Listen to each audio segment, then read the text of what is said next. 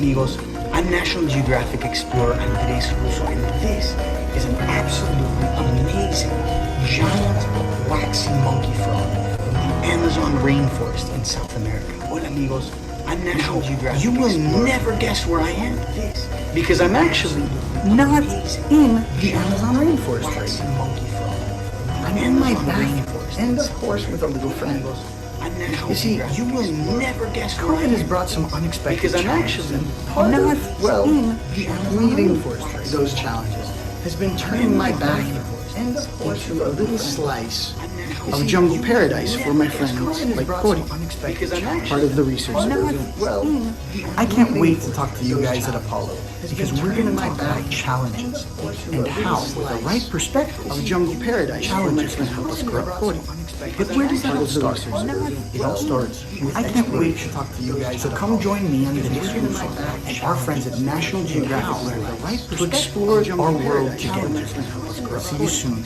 But never stop exploring. And it all starts with I can't wait to talk to you guys. So come join me on the next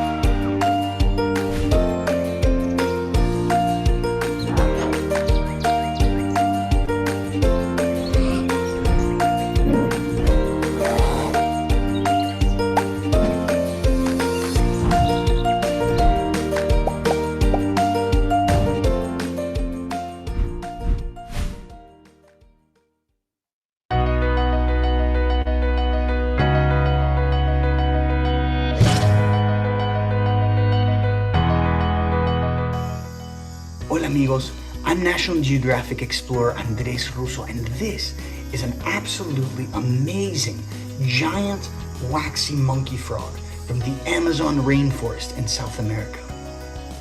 Now, you will never guess where I am, because I'm actually not in the Amazon rainforest right now. I'm in my bathroom, and of course with a little friend.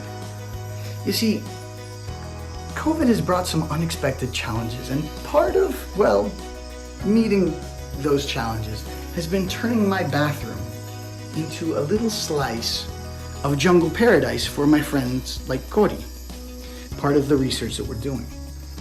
I can't wait to talk to you guys at Apollo, because we're going to talk about challenges and how, with the right perspectives, challenges can help us grow. But where does that all start? It all starts with exploration.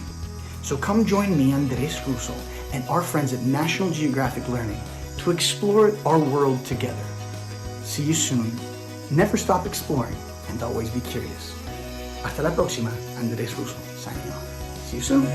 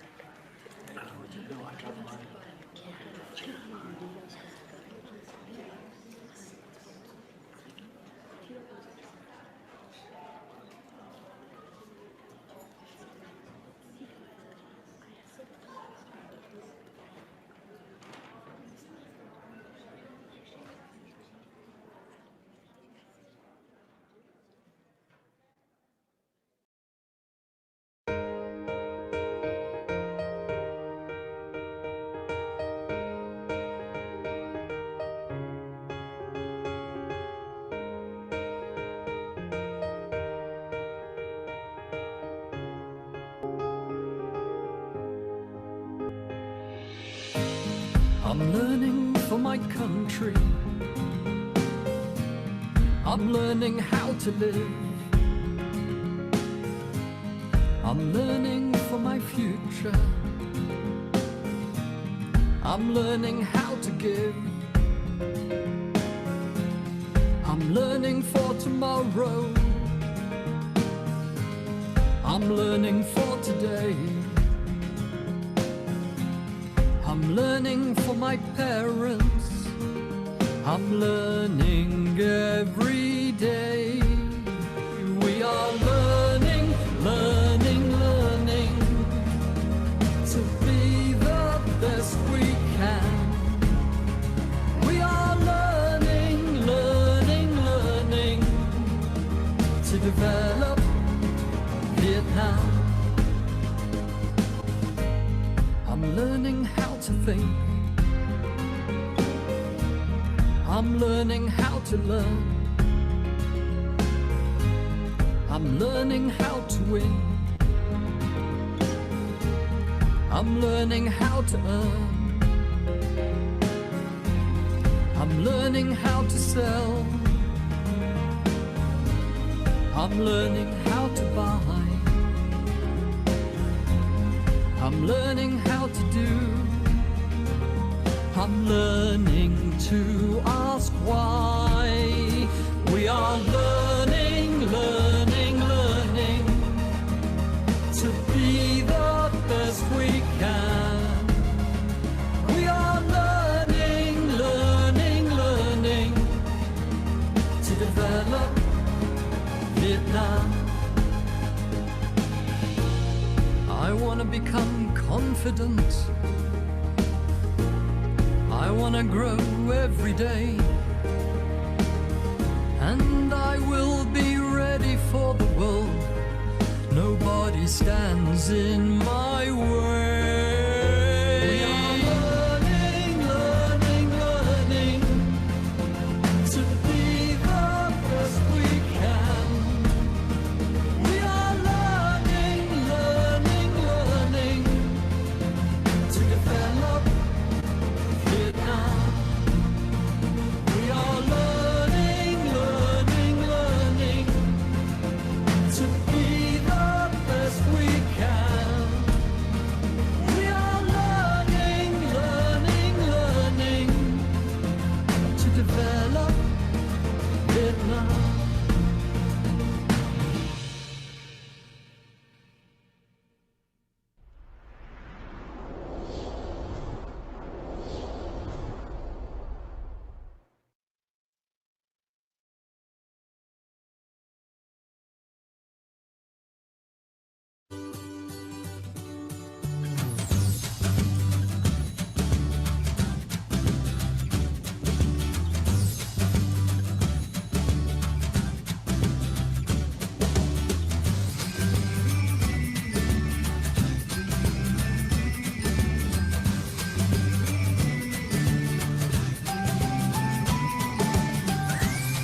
Along Green Street.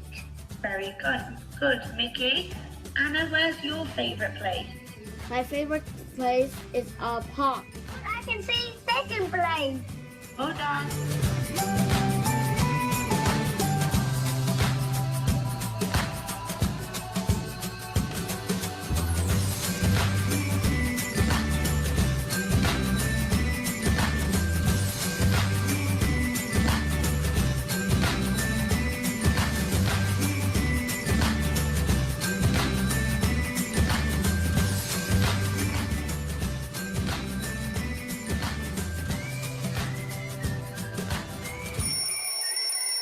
Oh, bye, Anna. Bye, teacher.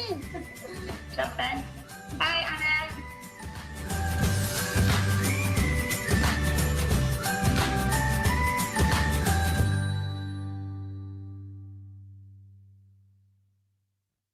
Hi everyone, my name is Peter Waters and I'm the Senior Learning Experience Manager at Apollo in the South. Due to the new developments of COVID-19, no one can say for sure when the pandemic will be completely under control. However, among the many uncertainties surrounding COVID-19, one thing that Apollo is always sure of is that students' learning and progress should be protected by giving the safest and most comprehensive learning solution. To prevent any delay in your child's English development, in the event of we have launched our Apollo at Home programme. It's a comprehensive and enhanced digital package that delivers everything a modern language learner needs. Our online classes all have small class sizes and foreign teachers who encourage student interaction via digital tools like breakout rooms and remote whiteboards. This helps to ensure that your child's learning is not interrupted and they can smoothly transition to an online program which delivers the same great learning outcomes as in class. Smart learning applications help create an environment for children to love learning English, with a huge library of over 900 books, quizzes and a vibrant 3D game world.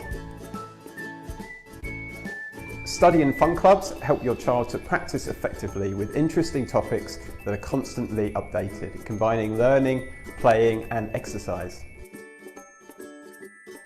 This all helps to make sure that our students' English development pathway continues, just like when they study in our centres. Parents can rest assured that with Apollo at Home, their child's learning progress is assured, even when our centres are closed for safety reasons. The world is not always perfect, so let's learn to adapt and to enjoy the latest learning trends. See you at Apollo at Home.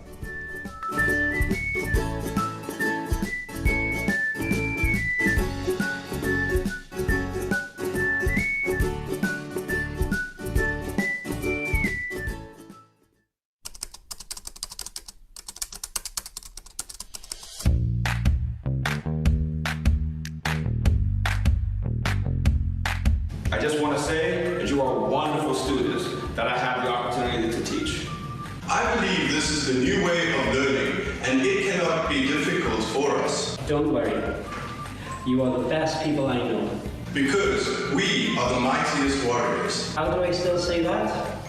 Well, the world is constantly changing, and we are constantly adapting. Let's go through these difficult days together. And don't forget that online class tomorrow. Teacher will reward anyone with the best answers to the lesson. And I love you all.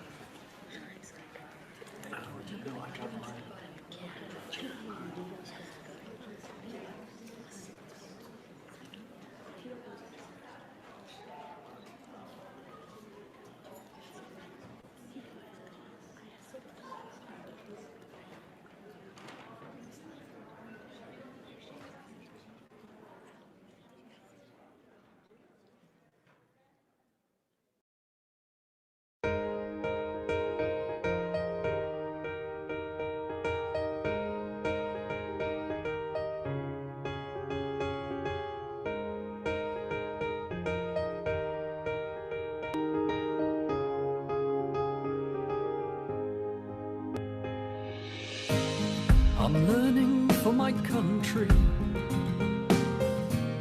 I'm learning how to live. I'm learning for my future. I'm learning how to give. I'm learning for tomorrow. I'm learning for today. I'm learning for my parents. I'm learning every day. We are learning, learning, learning to be the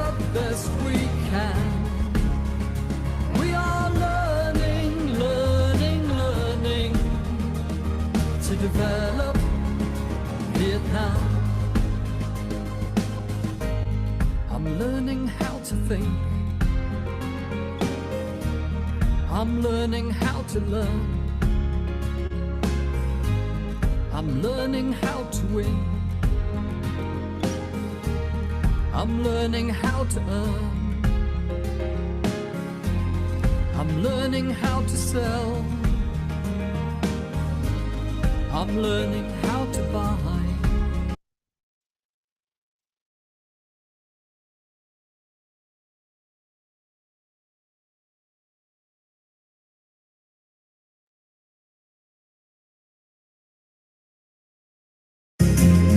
I'm learning how to do.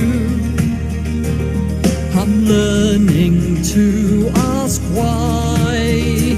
We are learning, learning, learning to be the best we can. We are learning, learning, learning to develop Vietnam. I want to become confident. I want to grow every day. And I will be ready for the world. Nobody stands in my way. We are learning, learning, learning to be the best we can. We are learning, learning, learning to develop Vietnam. We are learning, learning, learning to be the best we can. We are learning, learning, learning to develop Vietnam.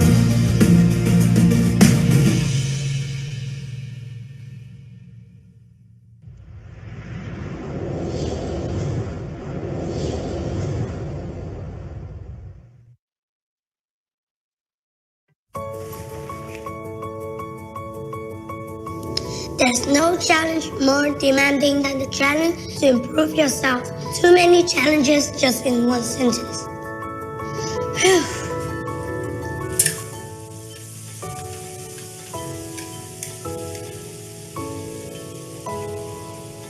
Mom loved trying something new. She said challenges make us grow. What's up, Google?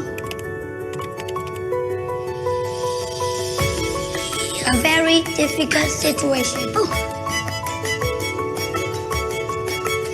Very, very difficult situation. Which we have to do our best to overcome.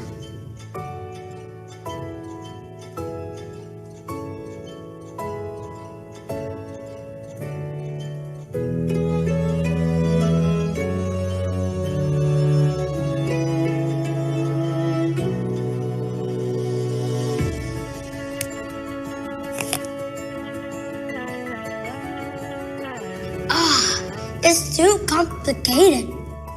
For me, challenge is standing confidently in front of the class and telling my stories. Standing in front of the class, boy was I scared. But when the going get tough, just put one foot in front of the other and just keep going. So today I'm gonna tell my story.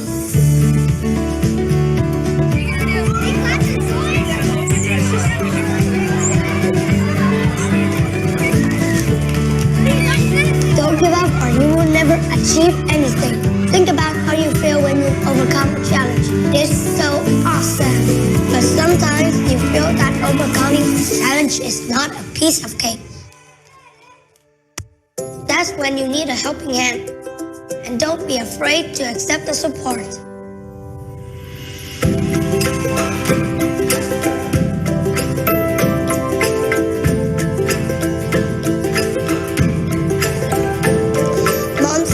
It's always difficult for the first time. But keep your eyes on the prize. Each day is the opportunity to do better and be better. When I do better, I end up achieving something as sweet as this cake. So who's in for a challenge this summer? I bet you are.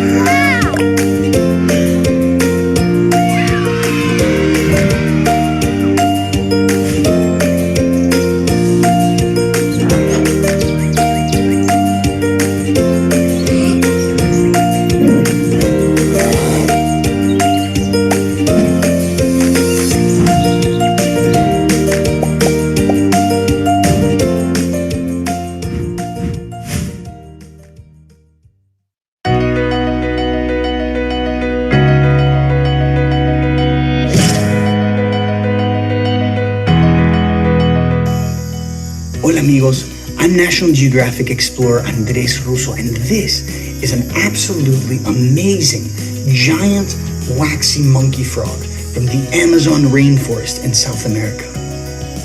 Now, you will never guess where I am, because I'm actually not in the Amazon rainforest right now. I'm in my bathroom, and of course with a little friend. You see, COVID has brought some unexpected challenges, and part of, well, meeting those challenges has been turning my bathroom into a little slice of jungle paradise for my friends like Cody, part of the research that we're doing. I can't wait to talk to you guys at Apollo, because we're going to talk about challenges and how, with the right perspectives, challenges can help us grow. But where does that all start? It all starts with exploration. So come join me, Andres Russo, and our friends at National Geographic Learning to explore our world together. See you soon. Never stop exploring and always be curious. Hasta la próxima, Andres Russo, signing off. See you soon.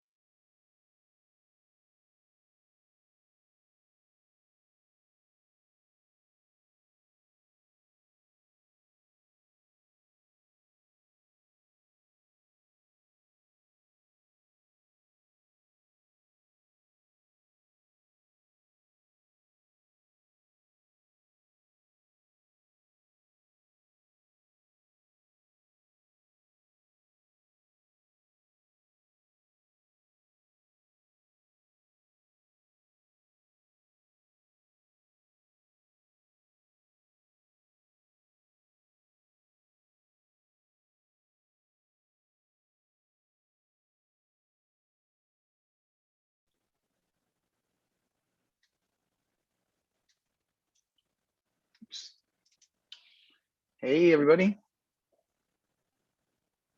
Can you see me? Can you hear me? Very clearly. Perfect, Hi, Andres. perfect. Hey, good to see everyone. Xin chao, hola, good evening. For me, good day. For you, buenos dias for you. Yeah, well, whenever you guys are ready, we got to spend some great time right before right now, getting to talk with some of the students. So I'm excited to share with you. No, I hear some echoes over there. Is everyone okay?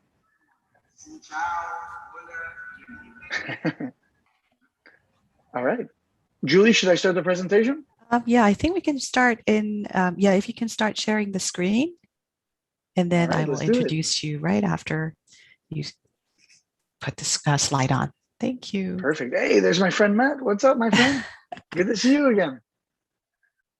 All right, so we're starting to share the screen now.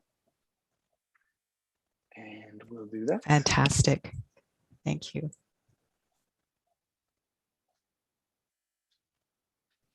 All right. So are we still waiting for some people? Ryan, could we start, or I think it would be great if we could wait maybe a few more minutes. a few more minutes. All right, sure. Thank you. No problem. Perfect, perfect. I know we had some good questions over there. So Matt, is that I think that is that a dragon, or is that a dinosaur hatching out of that egg? Your head keeps getting in the way of it and I can't see it properly. Here, just type the answer so I can. Oh, that's a good note that somebody had, that there is a lag. So I will be sure to try and talk extra slow so that we don't get any more lags. Thank you for mentioning that. All right, let's see. Lots of raised hands.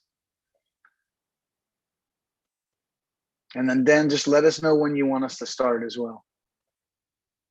Ooh.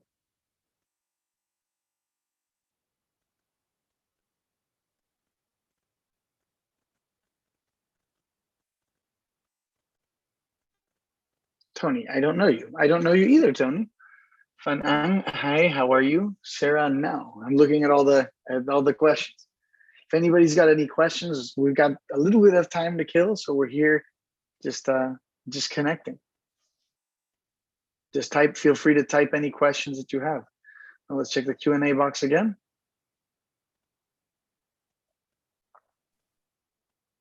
Oh, look, there's a message from Nicholas Yap. You know, there's a very well-known geochemist named Creighton Yap. Maybe you guys are related, Nicholas? Are you? Do you know of any geochemists in your family named Creighton?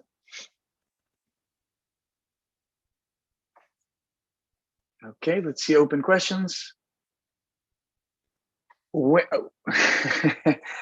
Andres, where am I? Okay, well, look at this. All right. Why is here's a couple good questions. Ming, I'm excited to talk to you too, because pretty soon I'm sure that you will also be an adventure. What do I learn from my adventures? Well, you'll see soon. There's a lot of good things. Every adventure can teach you something fun. Why is the boiling river poison? Jack, the boiling river isn't poison. It's very hot. In fact, this is a very special sample of boiling river water. And if I wanted to, I could drink it, because it's very clean, very pure water coming up very hot from deep in the earth. All right. Have you been to the Oh, yeah, go ahead, Andre. Oh, sorry, I'm just responding. Have I been to the Amazon jungle many times? And hopefully you can come with me one day too. Sheldon, the frog. Oh, actually, well, I can't go upstairs right now because our baby is sleeping in the room. But in my bathroom, I actually have 7 frogs because, well, as you guys know, COVID, lockdowns, and I can't get to the jungle right now. So I have frogs in my bathroom now. And currently I'm in Dallas, Texas. So I'm a researcher at Southern Methodist University in Texas in the United States. Tony says, teacher, and I say, Tony, to you. So thank you, Tony. Thank you. Thanks, Andres. Thank you. Thanks, everyone. I think we can start now. So are we all excited? Welcome, everyone. Welcome to the Apollo National Geographic Learning Explorer event. Today, we have a very, very special guest with us who will be talking about overcoming challenges with the power of perspective. And we just met him right now. Let me just briefly introduce him to you. Andres Russo is a National Geographic explorer and geothermal scientist. A geothermal scientist studies the heat in the earth. Andres is best known for his work at a special river called the Boiling River of the Amazon. Andres is also a conservationist and works hard to protect the environment. He is the host of an award-winning National Geographic Latin American television show and has been featured on many National Geographic media outlets as the magazine, television channels, websites, social media, and much, much more.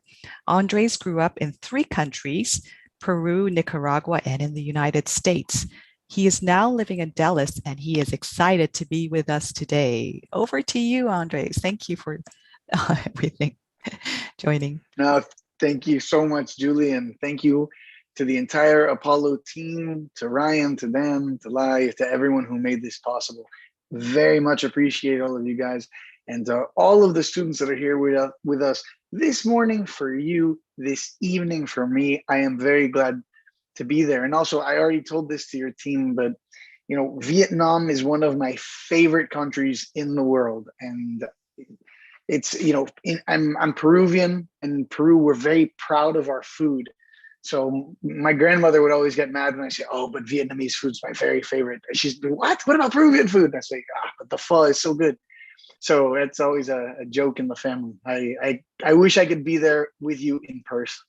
So without further ado, I'm going to close the Q&A box. So hopefully everybody can see my screen okay.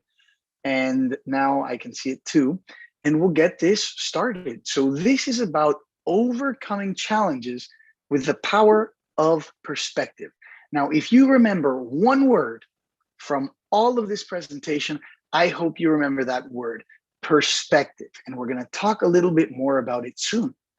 So just like our friend Julie said, I am a National Geographic explorer. So I travel all over the world to very amazing places.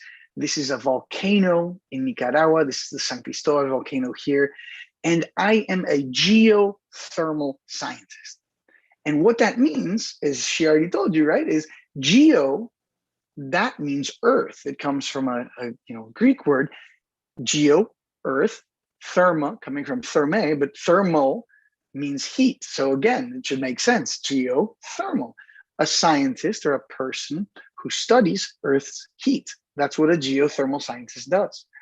And there's a couple of you who sent some pretty fun questions. The first one of you is Peter. I don't know if you're around, Peter, but you're from Apollo Baucat Secondary, right?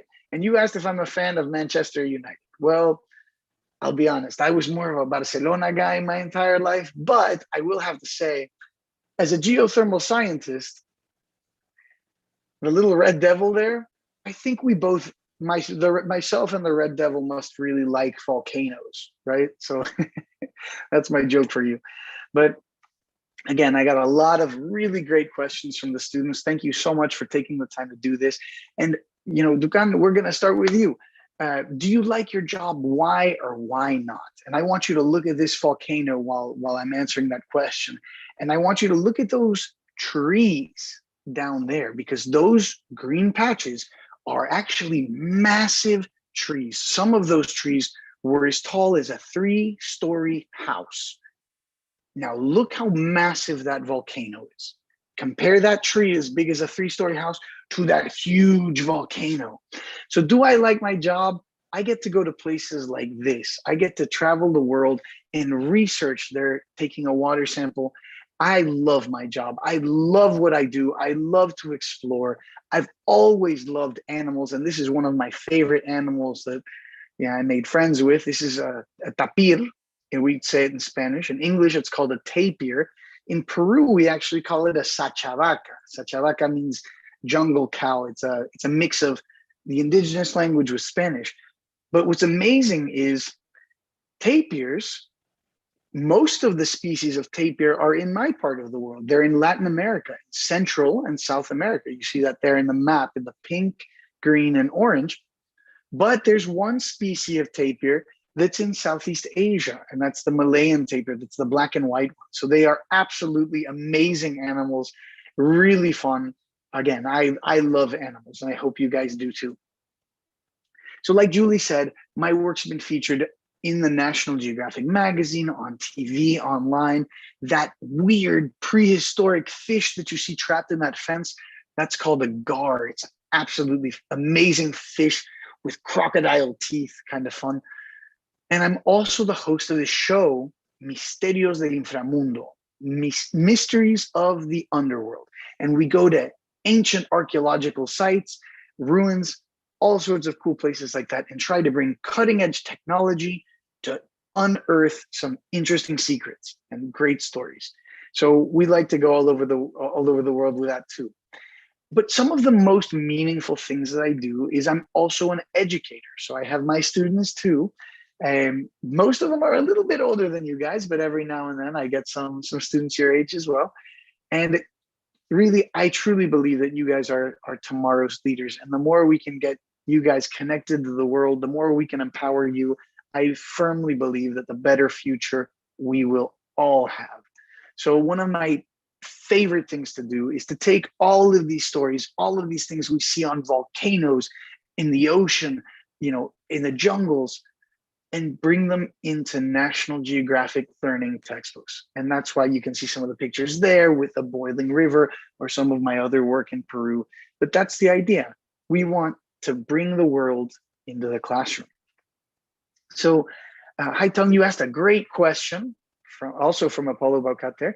What is the most interesting thing you have done, and what country do you like best in the world? So that, in case you're wondering what that creature is there, that is a baby caiman. In South America, the cousin of the crocodile, right, is called the caiman. Caiman is what we call them. In some parts of South America, they're also called jacares. And that's one of the babies. They have these beautiful eyes. But what is the most interesting thing that I've done? Well, I've done a lot of interesting things, fortunately, but probably the one that I love the most is in the Amazon. So there you are in Vietnam, and I'm taking you all the way to the other side of the world, into the Amazon, into the jungle. This is the largest jungle on the planet, the second oldest jungle on the planet. And in this area, we've had jungle for about 50 million years in this area. The Amazon is younger than that, but still there's been jungle in this region for a very long time. But there you see the boiling river of the Amazon. And this is one of the most spectacular places on Earth. And what's extra crazy is that I first heard about it when I was your age, in a childhood legend. It was a story.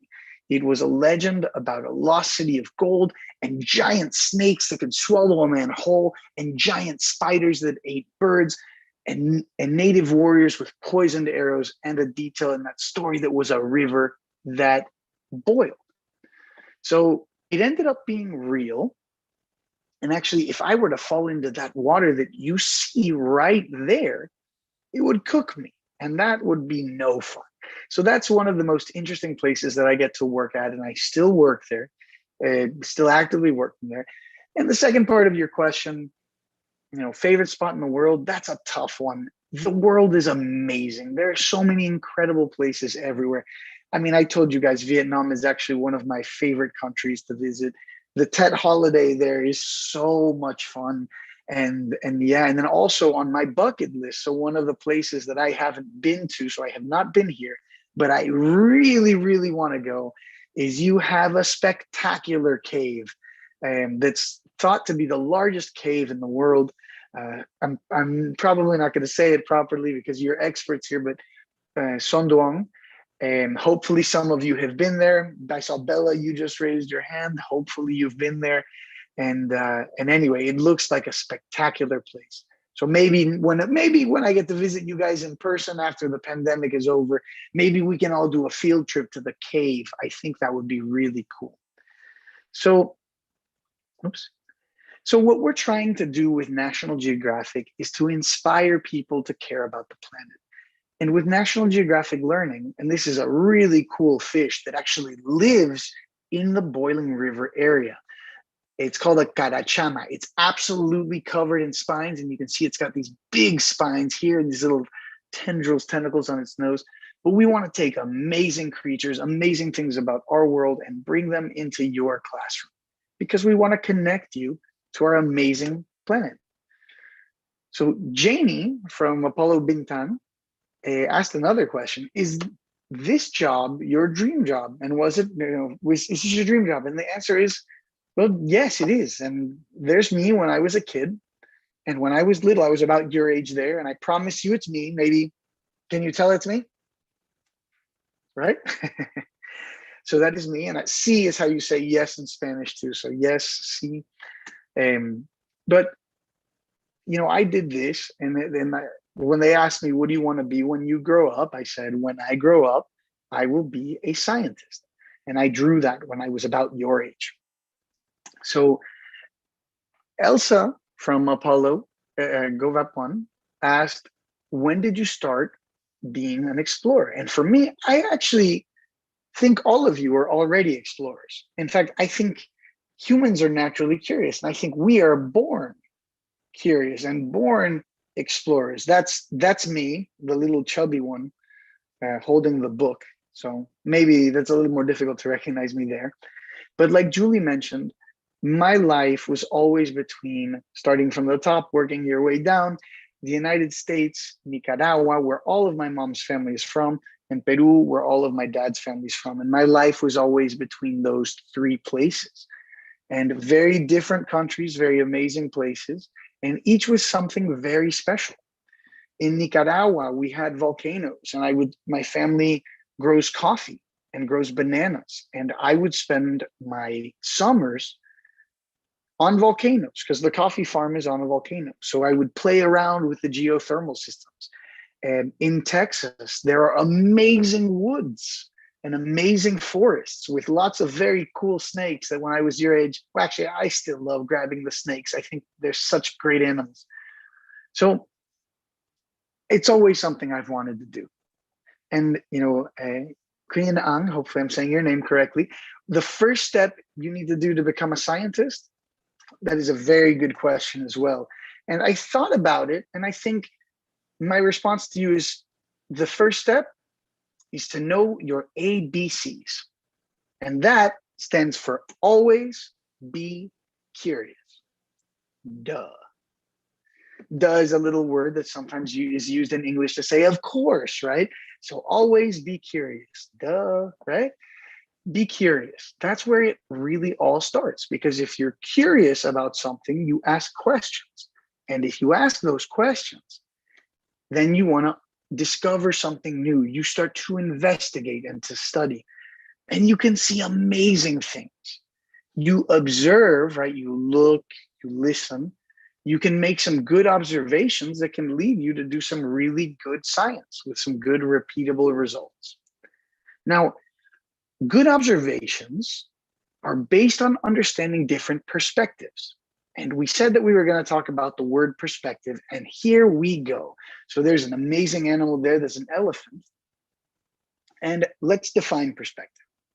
Very simply put, your perspective is your point of view.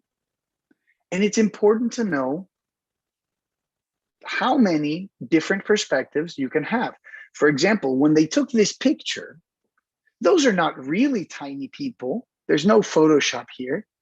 They just position the camera in such a way so that it looks like those people are tiny and being fit into that pot.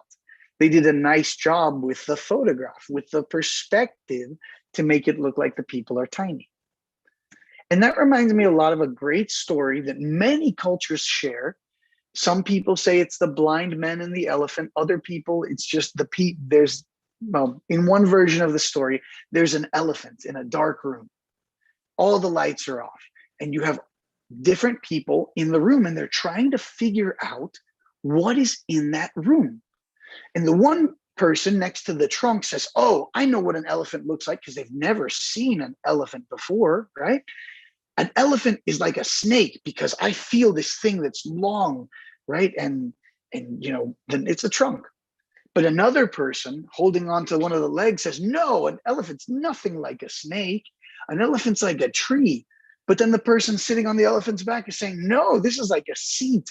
But then the one next to the elephant's stomach says, no, this is like a massive wall.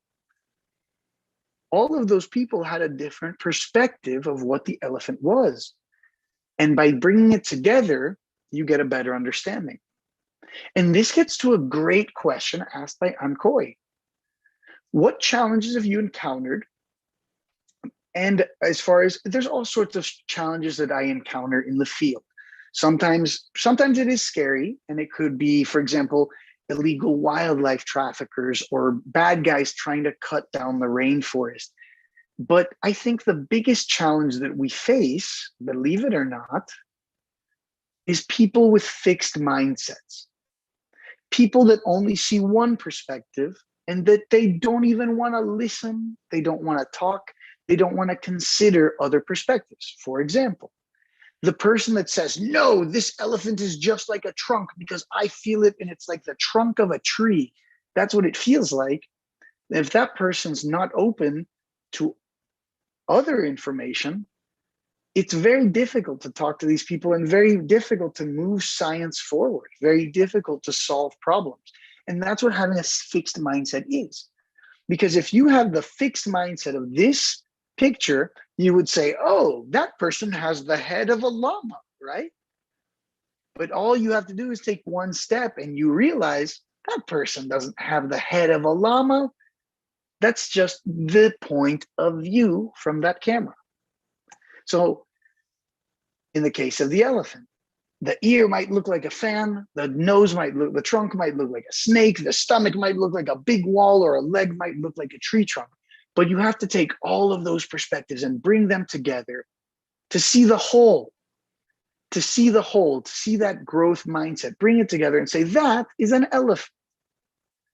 So now that you guys are experts in this, I'm going to ask you a question I want you to think about. Look at these three shadows. You see a dragon, a butterfly, and a jet, an airplane, right? If I told you that these three shadows were from the exact same thing, would you believe me? Lucy, I'm looking at you. Would you believe me? Before you answer that, let's do a little experiment.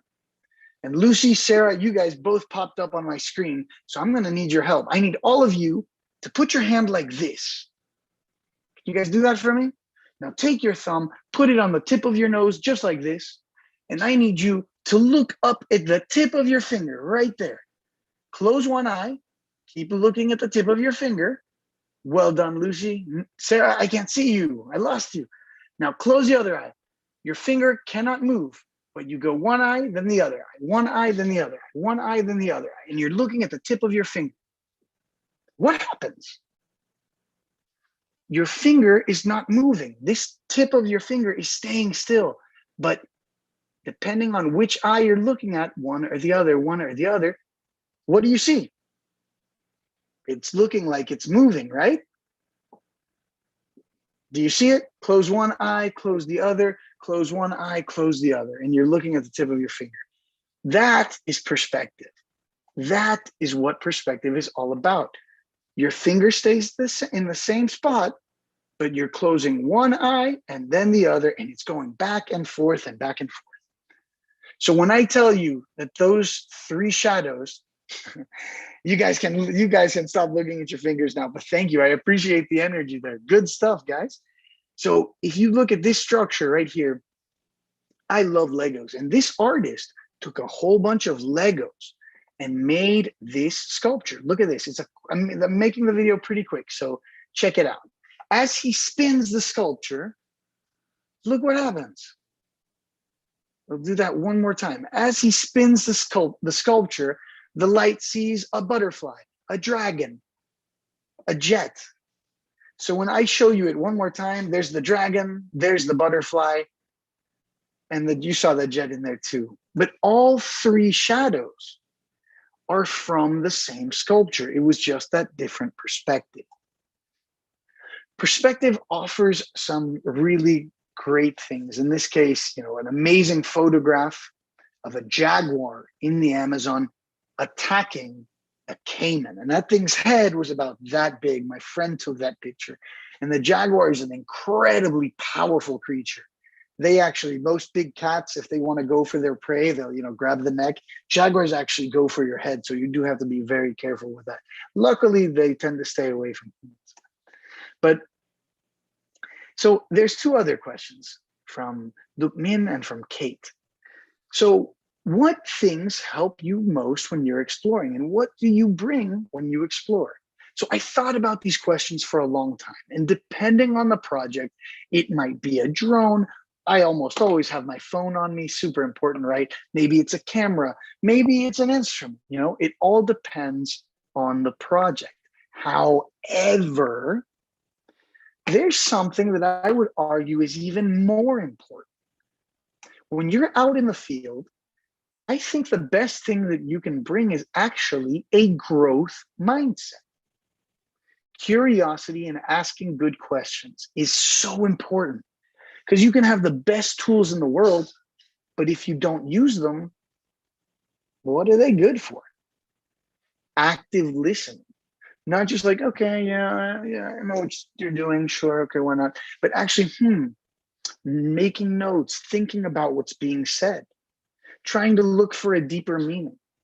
My grandfather used to say that we were created with one mouth and two ears, because we should listen 2 times more than we talk. And I've always liked that. Also, being open to thinking about new perspectives. Are you going to be the person that tells me that that person has a llama's head? Or are you going to be the person that tells me that those are actually tiny people that lady was fitting into that pot? Or that an elephant looks like a snake because you've only seen its trunk? No. Have an open mind. Have a growth mindset. Kate and Emily asked some great questions too that have everything to do with that as well. How do we overcome challenges? How do we survive when you don't know what to do in a certain place? Well, we had some field tests that I'm asked you about, and many of you sent great answers. But again, the question, the answer there is have that growth mindset. Don't be afraid to ask questions. Study beforehand. What are all of the things that could happen when you're going out in the field? The more you prepare, the easier most things are. But even then, sometimes there's challenges. And those challenges, like we talked about, can help us grow if we have the right perspective and mindset. So I want you guys to look at that massive, massive rock. What do you see? Do you see a shape? That's about the size of a 5-story building. So that is a very large rock. But you see anything that might remind you of something? Use your imagination. So that is a very famous monument in the Andes. It's very mysterious. My great-grandfather actually discovered this place, or at least he was the first person to document it scientifically. But there's this mysterious plateau with very ancient ruins and many features just like that huge rock that look like humans. Like someone made a woman's face into that rock, and they don't know who did it or where those came from. A long time, well, not too long ago. It was a long time ago for sure. But this is a place where we've worked in the past, and this is high up in the Andes Mountains. So this is, to go to sleep can be very difficult because there's not much oxygen. And a lot of times you have very bad dreams when you're up there. Now, imagine you're up there and you've got your tents and everything's fine, but then a dust storm hits. What happens if you left the door to your tent open and suddenly you come back and your tent is full of dust? What do? Many of you responded and you had some great solutions. This team, right there, you see your names up there, had a great idea of disassembling the tent, shaking it all off and starting over. That is a great solution right there. Here's some other ones that basically said a similar thing. Clean up everything, put it in the sleeping bags, clean up the tent. Those are definitely great solutions, very straightforward. what I really liked about this one, for example, I like how you talked about wearing a mask. I should have written this word out for you, but actually, because I work on volcanoes, one thing that I seriously have to worry about is something called, and this is one of the longest words in the English language, new ultra microscopic silicovolcanoconiosis. That is a really long word. I should have typed it out and made you guys say it. Maybe I'll send the word to your teachers and have you all say a tongue twister. But protecting yourself from dust, protecting your lungs from dust, in that case, volcanic dust, is really important. So protect those lungs, protect your eyes, protect your ears. You don't want any of that stuff going inside of you. So good solution there. What I liked about this solution here for this team, if you guys are checking it out, the taking a selfie at the end, especially these days, sometimes you just have to record things. You have to record yourself. You have to record what's going on and document everything that's happening. Because the beautiful thing about science is that it is repeatable. If you do a study today, it should give you the same exact results as that same study 100 years ago. So take that selfie, film yourself doing it, because that's a great way to document. So good job there. Others, this one was kind of funny. I don't know if you would actually bring a baby into the field. I'm kidding there. I know that was the baby not included. You wrote that there. That was pretty funny. I laughed at that. Good job, guys. And great idea to build a barrier with rocks. I like that. I like that idea a lot. And the last one we're going to show from another team involves using the drone to record what's happening outside. That's a great solution too. Now, what's interesting though, is what we actually did to clean out our tent. No one mentioned it, but if you look at those two pictures of the helicopters, what are those helicopters doing to all of that dust? Right? The helicopters are moving all of the dust, and that's what we did with the drone. We grabbed the drone, we pointed it at the tent, and we used the power of the drone to airbend all of that sand right out of the tents, and it worked really well. So it was a kind of unique solution. Now here's a bonus round, because there's a lot more that you can do with drones. This picture was taken in the jungles of Mexico. Deep in the jungle, we were about 6 hours in at a very ancient site that they only recently rediscovered. These were the Maya people. Now they needed us to do a study in that lagoon. But when we got there, we found that the lagoon was full of 3 to 4 meter crocodiles. So we had another great question from Kim. And will we ever get scared? You better believe it. Being scared is something totally normal.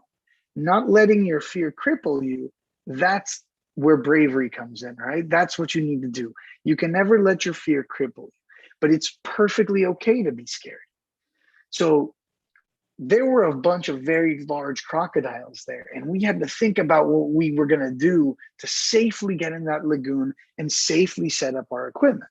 So we used the drones, because it turns out even big crocodiles are really afraid of humans, and really especially of our drones. So the drone went up and all the crocodiles went to other parts of the lagoon. So we were doing our study, and then we had the drone hovering over us and protecting us.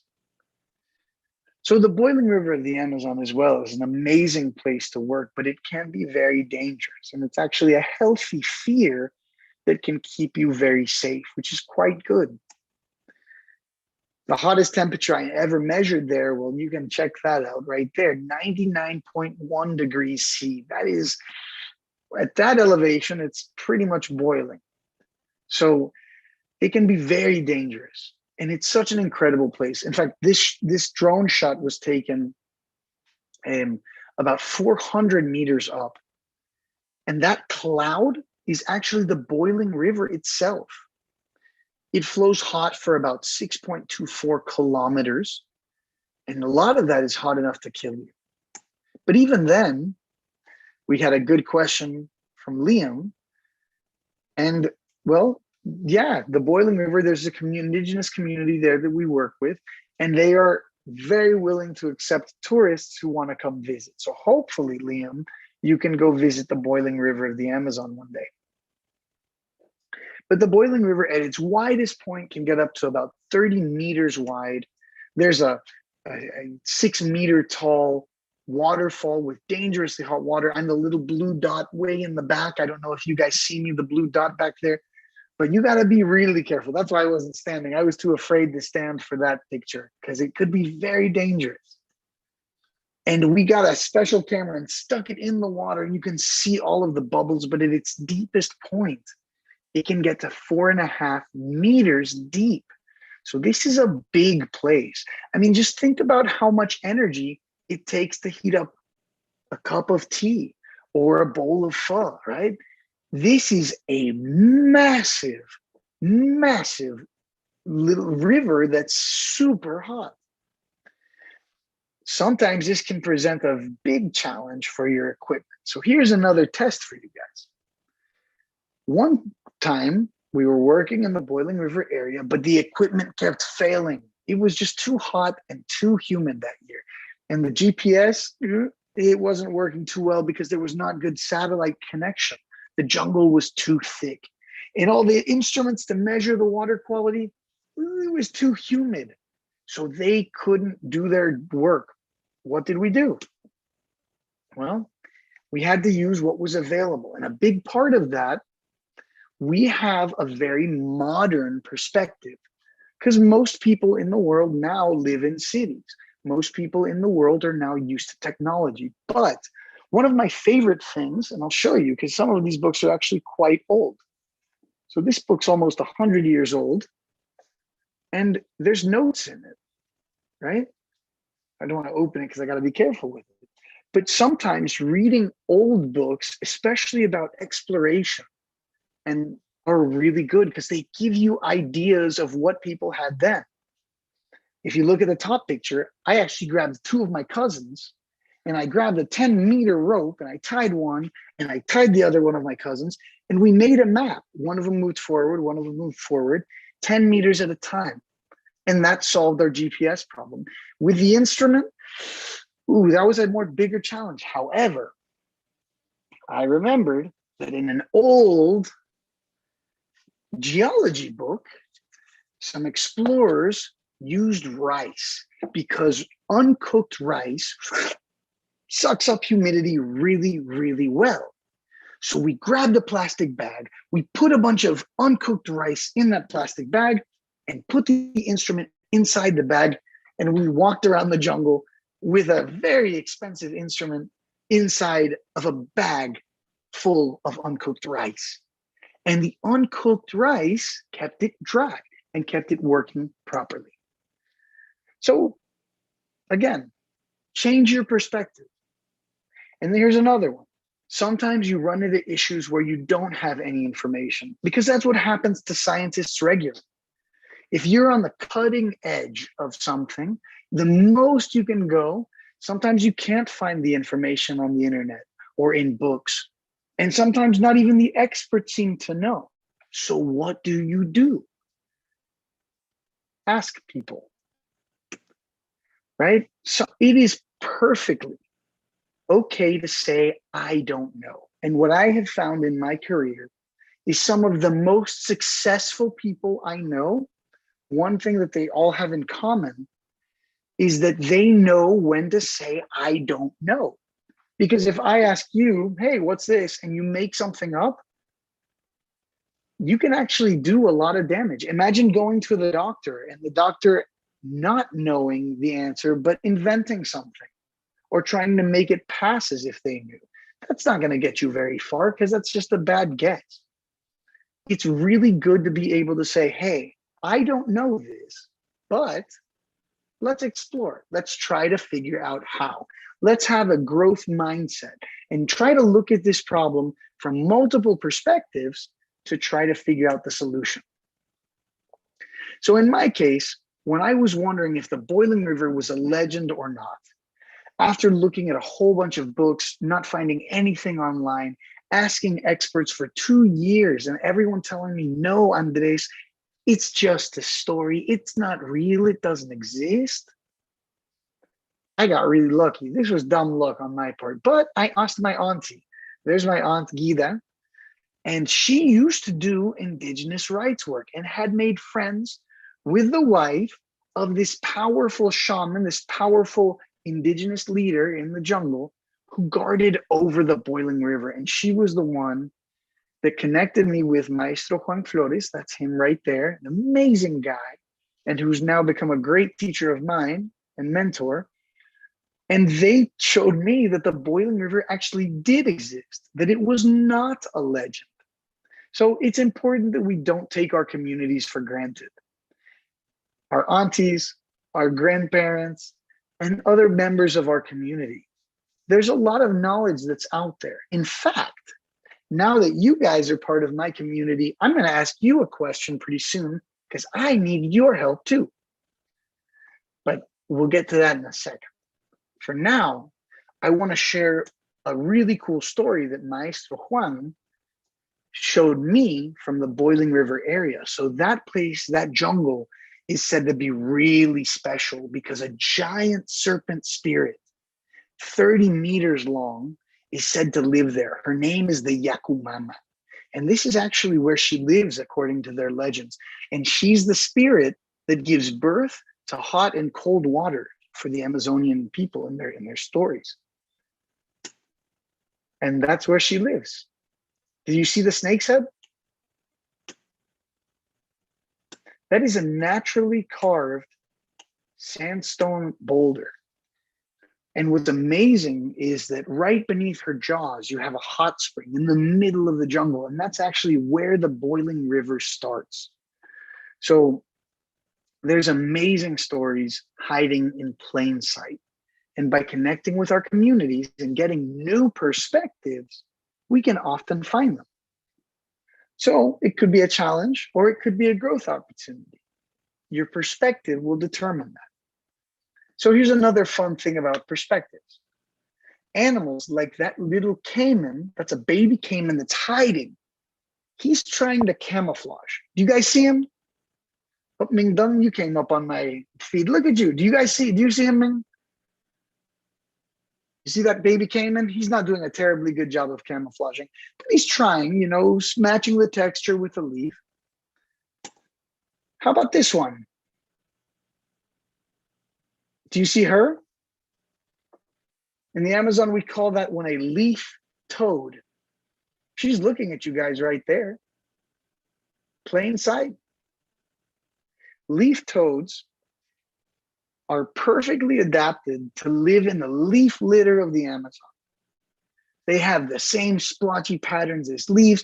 Their little snouts are even in the same shape as leaves. Their back legs, when they tuck them in, even look like leaves too. She is right here. Do you guys see her? Right there in the center. Bleep. You can see her back right here, her two eyes. She's looking down, her legs. And you just need that new perspective to say, hey, there are animals that can mimic nature that well. Let's see, who am I gonna call on right now?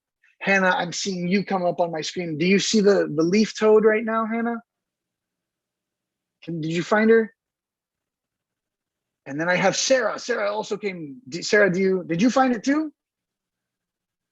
Are you still looking? She's right here. The leaf toad. So I also got an interesting question about things hiding in the, thank you very much, whoever circled that, Dan maybe. But I got another question. Have I ever discovered a dinosaur? Funny question. Yesterday, I went to a park with our baby, our 3-year-old.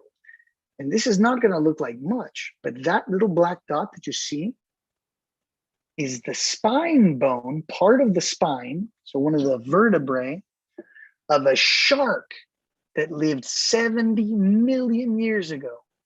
So this shark was swimming around in the oceans when T-Rex and Velociraptor were walking around on land.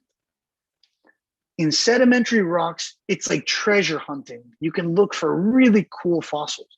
And in fact, right before this conference started, I had some questions about another fossil that we were working on. And this is in the Amazon. If you look at the picture on the bottom, you see a man about 2 meters tall. And then you see Purosaurus, this huge ancient caiman that lived roughly 20 million years ago. And look how big that thing is. It was the size of a bus. These giant caiman lived in the ancient jungles, where is now the Amazon today. And they would eat giant sloths and basically anything that they wanted to fit in their mouths. One of our friend's sons, you see the little boy there, that's the fossil. That's the top part of the nose, but it's only a little part of it. So the teeth are all gone, but you can see the sockets where the teeth should be. But that is a monster caiman. That is huge. So there's some really amazing things to discover, really amazing things to find. And you'll be surprised how many very important dinosaur bone finds or ancient reptile finds have been made by kids your age. It's just a matter of knowing what you're looking for, having the right perspective, and not being afraid to ask the right question. That's one of the most interesting thing about adults. Adults are often afraid to ask questions. So I beg of you guys, don't be afraid to ask those questions. They're very important. A growth mindset can open up new worlds. In most parts of the world, when I say a constellation, you look up at the night sky and you piece together the shapes in the stars. But if we were in the Amazon, working with some of my indigenous colleagues, some of my native colleagues, in the Amazon, you'd look for constellations in the dark parts of the sky. So I could show you the person, the fox, and the llama. Do you guys see that? They're in the dark parts of the sky. So now I got another question from Min Chao that said, what are my hobbies? Well, I like playing music, as you can see. I like hiking. I like going on kayaks. I love playing with animals. Of course, spending time with my family. But one of my favorite things to do, I really like hot springs. And up until now, I chose Vietnam because these are the ones we've mapped in Vietnam so far. So far, these are all of the hot springs that we've mapped in Vietnam, but I'm sure there's more because most of the people who mapped them actually did not live in Vietnam. I got this from looking at books. I haven't gotten to visit any of these yet, but I bet you that if people like you, the next generation of explorers, were to ever visit a hot spring in Vietnam, let me know. If you've been to one, send me a picture. You can do Boiling River at protonmail.com. That's where we get any tips for hot springs. And also send a picture of yourself if you want, because we include you as collaborators on our research with that if you wanted to. Or you can send it on Facebook, Instagram, or Twitter. But that's part of my hobby, is exploring. And I love seeing students getting out and exploring for themselves, being curious and asking great questions. So gracias. Thank you so much to all of you for your time today. And if you need to get a hold of me, honestly, Instagram is one of the best ways to get a hold of me. But if not, Twitter, Facebook's okay to get a hold of me. And if not, you have that Boiling River at protonmail.com for the hot spring stuff. So gracias, and thank you. That's how we say thank you in Spanish. So now we have time for questions. Wow, thank you so much. Thank you so much, Andres. In the Q&A box, we have quite a few questions for you. I think there's quite an inspiring question. It's I also dream to be a scientist in the future. Can Vietnamese people be scientists and work for National Geographic? Could you please answer that? Of course. Of course.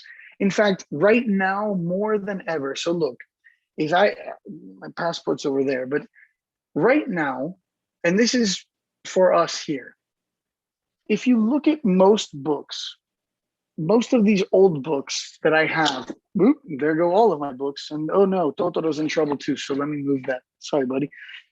If we look at a lot of these old books, it's people from a very specific part of the world that's done a lot of the research in many of our countries.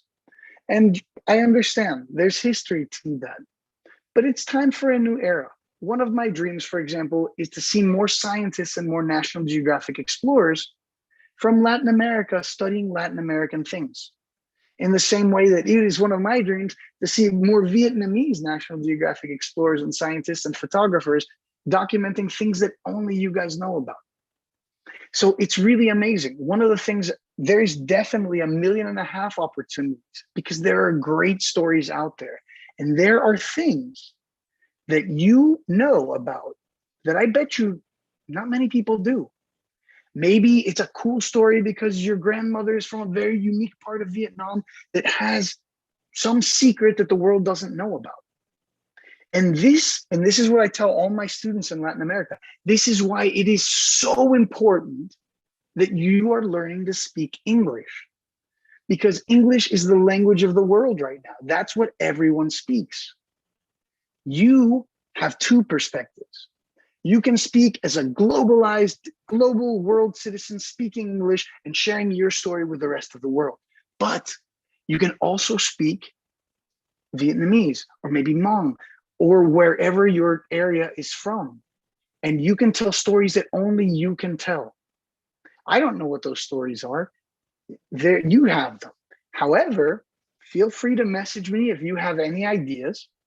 And there's groups, there's every day, there's more and more explorers from, we break the world up into regions. So I'm part of the Latin America region, but I've worked a lot in the Asia region with Asian colleagues. And there's a lot out there. And also teachers, because Ryan, I heard you're there too.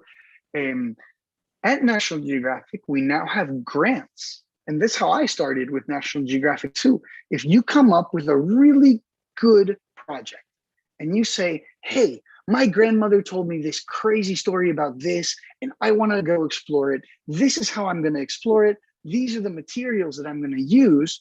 And you send in that proposal, is what it's called, that grant proposal.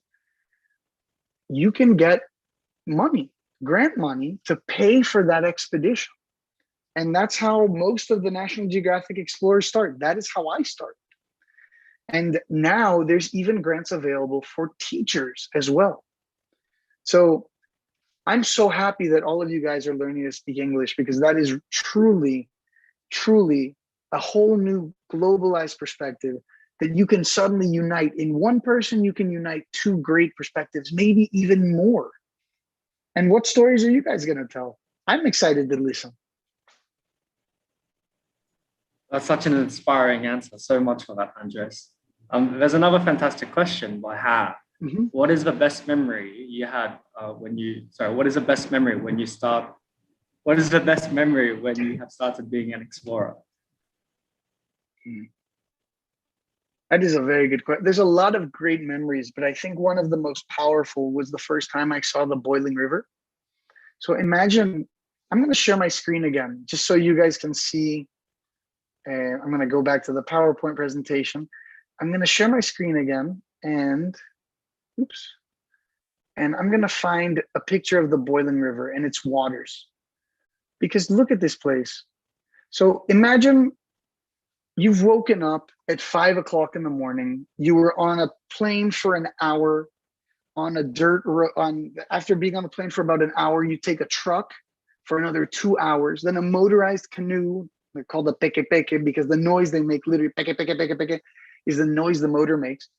And you're walking another hour into dense jungle. You're looking at your GPS.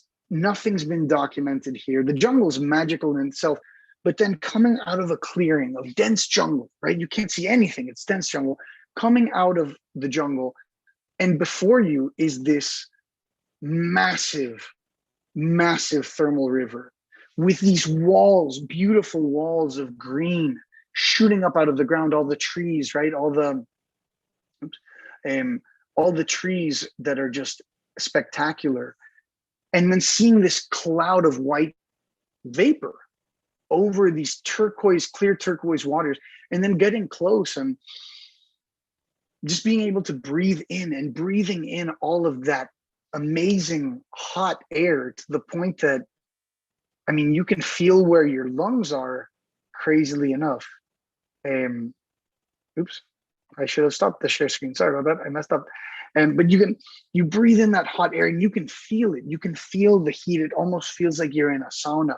It's those moments where, you know, it's all around you. You feel life. I mean, the Amazon is an incredible place. And actually the Vietnamese jungles are very similar to the Amazon in many ways. The beautiful, pristine jungles, everything is moving, buzzing, slithering. There's something everywhere. You guys have one of the richest countries in terms of just natural beauty on the planet. And you are amazingly lucky to have that. In fact, this book, this is an old book, but this is for biology. It's called Trapping Wild Animals in Malay Jungles. And it deals with Southeast Asia. But this is from a long time ago when the world was very different. And they describe the huge richness. I mean, you guys have one of the largest caves in the world, some of the most beautiful coastlines. There's a lot to explore. And I just hope I get to go back soon. Fantastic. Quite a few students. So when you showed a fossil that you found in the park, quite a few students have asked, do you think it's from a megalodon? And have you ever found any other fossils? So this is not from a megalodon. This is from a much smaller shark, but maybe one day we'll find one from a megalodon. I have friends that have found megalodon teeth that are like this. I mean, just huge. And where I used to live in northern Peru, people used to find them every now and then. I never found them. I would have loved to, but I mean, huge teeth. But one of my friends actually he was the one that discovered the giant whale, the Leviathan whale, the one that ate the megalodon, the one that ate sharks. And I should have included a picture of it. But, you know, what you do to find a fossil, and don't be afraid to go to museums and ask paleontologists. Go find a sedimentary rock, right? Rocks that have ancient oceans, ancient, river systems that are now turned into rock, and especially go look for creeks. Most fossils, you find them when you're walking through a creek, because that water over time erodes away the rock and you find those fossils. So a lot of people that are looking for the big megalodon teeth, for example, they'll go straight to cliffs and look around and sometimes just pop them straight out of the earth as well. Actually, this is kind of funny. I found this stone. It's got two fossils in it, but the fossils look like eyes. Those are actually, the other side of it is they're shells. So imagine like a coral, and that looks almost like a Coca-Cola can, right? But with a little hole in it. It's kind of fun. Those are actually fossils as well. Check that out. It's similar to a coral is what those were. Kind of very old. Oh, these are some other fun things. These are not fossils, but as you can tell, I like rocks. This rock is from Madagascar, and this is one of my favorites. You see, my favorite mineral is called labradorite. The first time that it was documented was in the Labrador region of Canada. And check this out. When you get the angle just right, it just shines. It's beautiful. Do you see that? That's one of my favorites. And here's another really interesting one too. This is a piece of agate that you can see. Let's get my phone here, light it up. So you can see how pretty that is. And these are from geothermal systems. When a geothermal system clogs up with the minerals, that's what happens. Here's another rock. This is, oh, this one's really heavy actually. This is a volcanic rock. And it naturally formed like this. Do you see those beautiful angles? So there are parts of the world, for example, in Ireland or in Iceland, where you see, I mean, it looks like castles, natural castles made of this stuff. These are called columnar basalts, right? You see those beautiful angles. A lot of people look at those and say, oh, those have to be made by humans, but they're not. They're perfectly natural. So you've got one place, and in most places where you have these, legends from people would say, oh, these were giant trolls that made this, or it was a giant that, you know, built this thing. And that's a beautiful thing. Legends and science actually have something in common, because most of the time they both start with an observation and people trying to explain the world around them. So in a lot of my research, actually, I mean, this book is all about myths and legends. So is that one. So is this one. I've got a bunch of books all about myths and legends, because sometimes you can find very valuable information in myths and legends. You really can. So actually, one of the things that we've been doing with some of our students has been, you know, asking our students to interview their grandparents, interview their mom and dad. Because think about it. I don't know how true this is for you, but I live in a city that my family is not from here. They're from other places. They have stories from those places where they're from. And sometimes those stories have really, really, really cool discoveries waiting for you, but you just have to ask around and follow them. Because maybe you're living in a big city. One of our friends earlier said that they were living in Ho Chi Minh City. That's a huge city. Maybe your family's from the countryside and again, knows of a secret cave or an amazing hot spring that the rest of the people in the city don't really know about, but the people in the countryside, if you will, don't really care about. You see that happen a lot. So again, I'm really excited because I see it all the students that are here, and yeah, I mean, there's got to be a bunch of cool stories in there. So I'm excited to see where this goes. Thank you so much. Someone Andres. asked. I'm sorry. Last question, but I found, because we need to wrap up, from Matt. How can I protect nature at my age? And how can I get adults to listen to my opinions? You closed it with the hardest question. How do we get adults to listen to the opinions? What I have found overwhelmingly is it's a lot of times it's the adults that are the greater problem, because again, it's that issue of perspective. So education is a good thing, but if that doesn't work, and this is what I recommend to my students, this is what I've done in my life too. You be the example. Maybe you can't go to the jungles in Vietnam or the jungles in South America, but what you can do you have a backyard? Do you have a little terrace, a little porch in your apartment? Is there a little piece of garden in your school? If you go there and try to rewild, try to plant a native tree or a butterfly garden, right? Special flowers that butterflies in your area are attracted to, or bees like. Believe it or not, that is actually a lifeline for so many creatures. Think about it. Right now, if you were a bee or a butterfly and you're a native species, right? Native to your region in Vietnam, but suddenly a big city comes in, let's say Hanoi, right? What happens in cities? Is it full of jungle?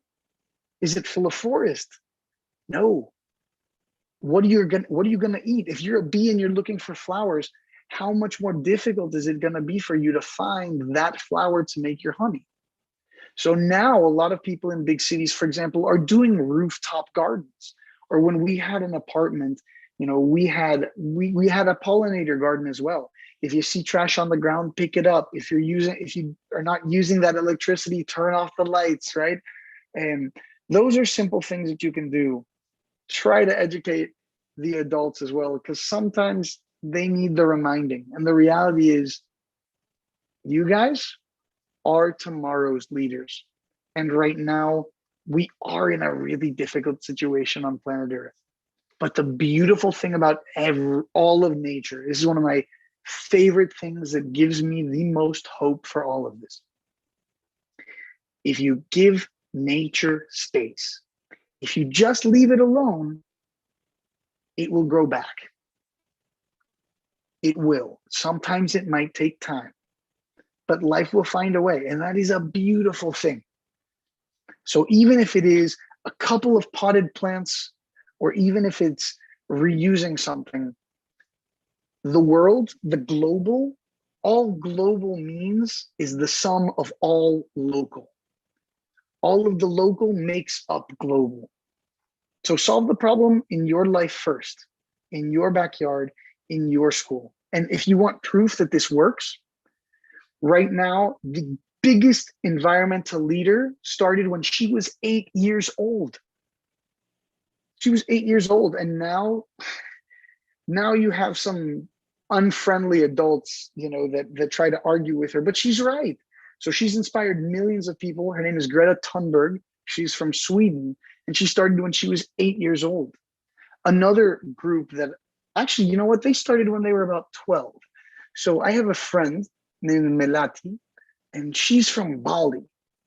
And at her school, they did this incredible project because they found out that plastic straws and plastic bags are really, really, really bad for the environment. And think about it.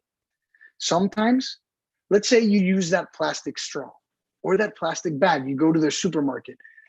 Depending on the type of plastic, it might pollute and contaminate the environment for thousands of years in some cases. But you're only using it for like 20 minutes. Does that make sense? Use something for 20 minutes that's going to hurt the planet for 1,000 years? That doesn't make sense. So they went to their school and then said, you know what? We don't want plastic bags. We want to clean up our beaches. We don't want plastic straws. And these kids starting in middle school, they took their project to high school, and they ended up impacting the government of Bali to do some of the biggest plastic bag bans and start an international movement. You can do a lot, and especially right now, we're so desperate for leaders like you guys that if you start something, you'll be impressed with how many adults will want to follow you. So. Thank you so much, Andres. I'm sure there's so many more questions, but we have to call it. We're a little bit over time. So thank you so much for obviously passionately explaining your answers and inspiring our students at Apollo. I do want to thank you again for putting together such an amazing presentation and exploring the topic of perspectives and obviously overcoming challenges, which is very important.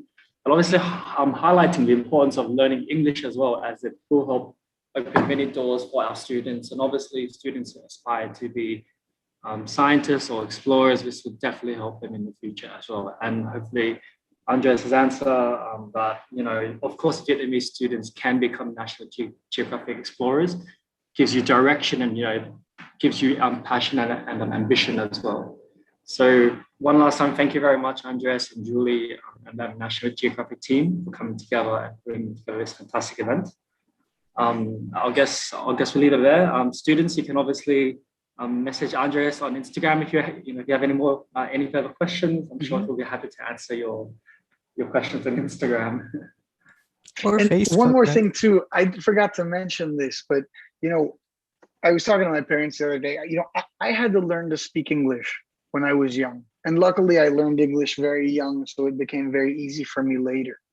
And right now, with my colleagues and with my native colleagues in the Amazon, the most important thing that my nonprofit organization is doing is giving some of our leaders, they're young, so there's some of our young leaders English classes. I cannot stress how important that is. We remember your your finger moving back and forth. Remember that globalized perspective and the local perspective. We were trying to train our colleagues in the Amazon so that they can tell their own stories. And that goes back to the question. We need to see more Vietnamese National Geographic explorers, because if they're coming from Europe and if they're coming from the United States, they might not have the perspectives that you do.